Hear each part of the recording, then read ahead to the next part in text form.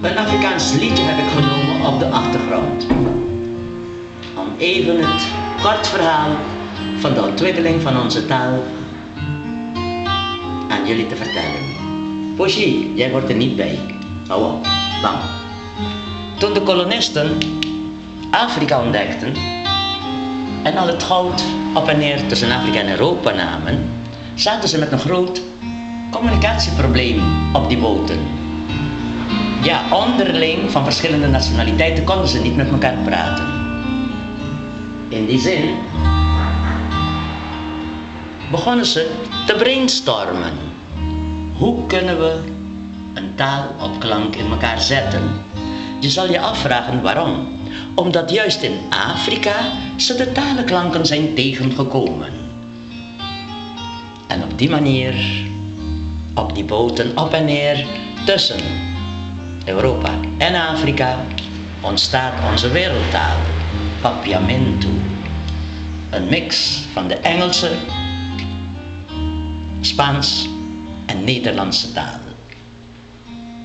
Oké, toen de kolonisten op een gegeven ogenblik van de koning van Afrika toestemming kreeg om het volk op te kopen in ruil voor geweren, spiegeltjes en kralenkettingjes, waar ze ontzettend blij mee waren, bovendien, begonnen ze met de slavernij. En dat heb ik eventjes vlug daar naartoe genomen, want eigenlijk het probleem zit hier, in Amerika, waar er een heel ander volk ontstaat. Ja, Indianen, met hun eigen natuur en cultuur natuurlijk. Deze Indianen hebben niet hun eigen volk verkocht, in tegenstand tot de Afrikanen. Nee, ze hebben gevochten tot aan het einde of ze zijn gevlucht. En op die manier dus hebben ze bedacht, laten we de slaven die we al kunnen kopen hier naartoe brengen.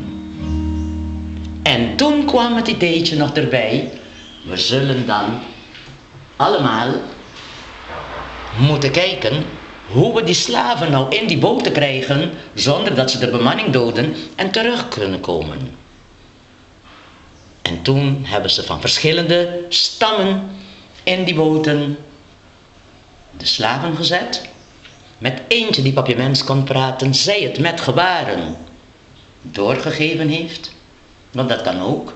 Er is geen grammatica in onze taal. Dat is de reden waarom het zelfs met gebaren aan elkaar over kan worden gegeven. Want de wortel waar het mee gemaakt is dezelfde taal die onze kinderen spreken. Zonder uitleg, met 6 jaar. Nou, dat was het dan. En zo vind ik toch leuk dat we hier op Curaçao heerlijk de taal voor 500 jaar helemaal levend hebben gehouden. Ja, op Aruba, Curaçao, de ABC-eilanden, daar praten we Papiaments. En vandaag ben ik trots dat ik kan zeggen dat ik de reden waarom er geen vervoegingen in onze taal zijn, heb ontdekt. Kunnen we de wereldtaal aan iedereen verstrekken. Nou, dat was het dan.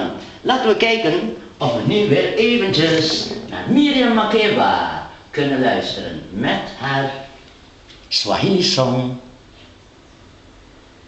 Malaika.